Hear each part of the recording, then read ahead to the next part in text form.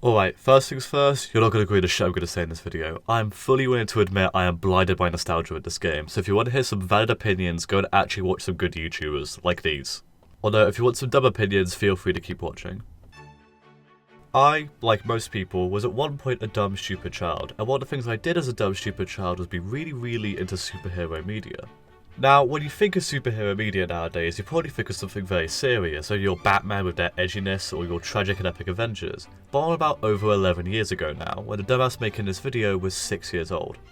I would, whenever it was on, watch this kids Marvel show called Superhero Squad, and yes, I know, it is really fucking cursed to see Iron Man with eyes and a mouth even in the helmet. The series only had 2 seasons, and it's not bad by any means, but it's just very much a kids show. I think if you're a big Marvel fan, you could get a lot of joy out of the show, since it's the only TV appearances of some Marvel characters, like Impossible Man, Annihilus, Mole Man, Adam Warlock, Citation, Sentry, Firestar, Super Skrull, and more. And a lot of the best jokes are ones referencing other Marvel media. But this video isn't about the show. There is, however, this fantastic video about the show I'll have in the description. Today I want to talk about the online MMO based on the show that ran from 2011 to 2017, Superhero Squad Online.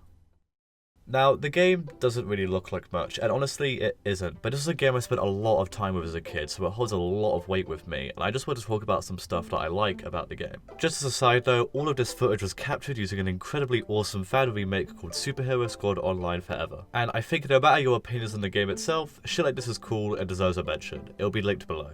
The game itself is incredibly simplistic. As far as gameplay is concerned, the game currently exists in 2 halves. Hub worlds of exploration and missions for your combat. I really like the hub worlds, they're a place to interact with players, flex on the characters you have, but also the exploration can be really fun. Yes, it is janky as shit, the camera can be a real pain in the knees sometimes, but the fact that certain characters get extra ways to traverse the environment and some of the little secrets and additions in some places are really cool, like how you can chase a robber around some maps for XP, or how there's this rocket ship you can make take off at the Baxter building. It's all really cool.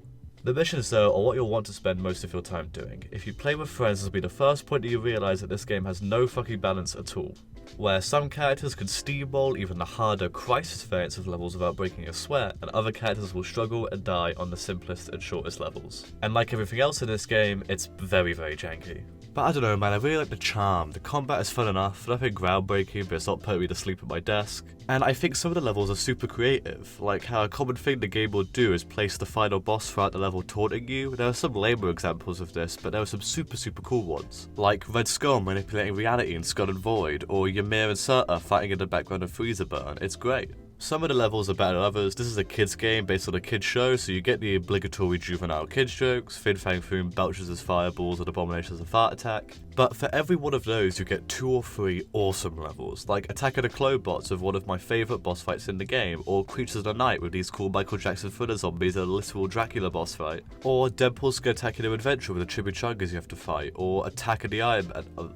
Well, okay, that one doesn't work yet, but still, the game has a lot of good content worth seeing. And while the art style hasn't aged super gracefully, and I definitely think it works on some characters better than others, I really like how it adapted a lot of the MCU character designs, because they have all of these tons of detail, but they managed to make it really work in this art style as well. This very cartoony, almost chibi art style has a lot of charm to it.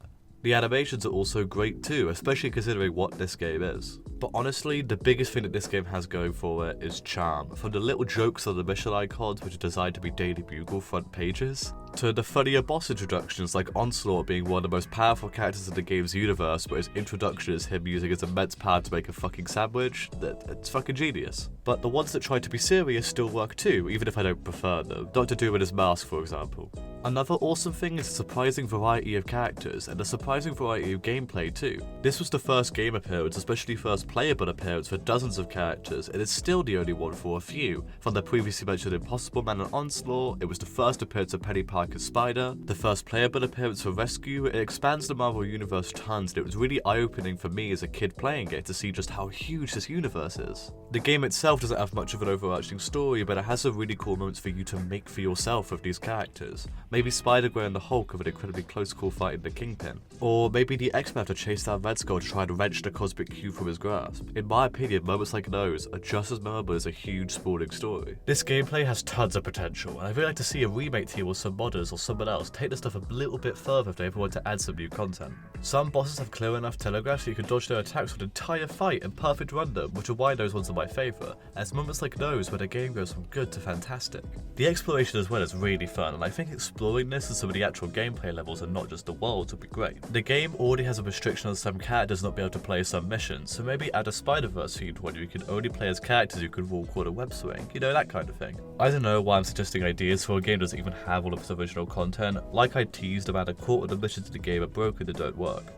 Apparently the game is still missing some characters, and the game had an entire digital card game, but that doesn't work in this remake yet, as well as an arcade mode too. But I think that this game is an absolutely phenomenal foundation for what could be one of the best sit back and enjoy MMOs ever. I think a big issue of MMOs is the huge skill gap or the huge time investment.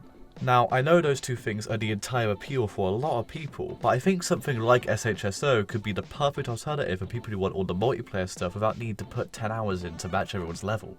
And the game recently became open source, which is amazing, so anyone can crack away at it if they'd like. This video is more specifically about Superheroes Gone Online Forever, but if you wanted to turn this base into something completely your own, you can do that now.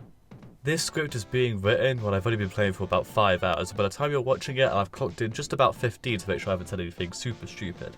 You can download this really small game, play for a few hours and drop it forever if you want, just have a cool Marvel thing just for a little bit, or just have it on your PC to play whenever you want to play something that's super simple. Without much skill, every character could beat almost every normal variant of every working level without dying once, and even if you do die, there's no punishment other than watching a few seconds of animation. And then there's actually getting decent at the games. There's a lot of weird areas you could develop if you want to be a Mega Greaser, like learning the hitboxes to maximize the effectiveness of super moves, or learning boss movesets or some of the shit like that. Although, I would admit, some fights can be really annoying. A good rule of thumb is that if a boss can stun you very easily, making you do this animation, it's a bad one. Since you're not immune during any animation and the AI isn't particularly fantastic, you can just get stun locked or hit out of a super move, and those make all the worst boss fights. But given that this remake is free, with none of the microtransactions the original had being present, I think it's at least worth a look over as a cool forgotten gem. Especially if you're like me and want a bit of a break from some of the seriousness plaguing a lot of superhero media nowadays. And also because they're getting rid of the Avengers game, so this is the next best thing. If you want some community stuff, the game has a Discord server where they occasionally hold challenge events like speedrunning certain missions or getting high scores on some of the survival levels, which is really awesome. Oh, and just because I couldn't fit them anywhere else, I'll list a few more cool things I like. Every character in the game can go to the Parker residence and get a pie from Aunt May. It has no gameplay bonus, but every character has dialogue about it, even villains, which is super cool. Every character has a reaction to going into water. I really like how Dr. Doom and Iron Man both make comments about having some way to avoid rust on their armor. There's this little puppet show you can watch at Asgard, as well as this little secret spot here, and in the symbiote level, Spider-Man makes a reference to Web of Shadows.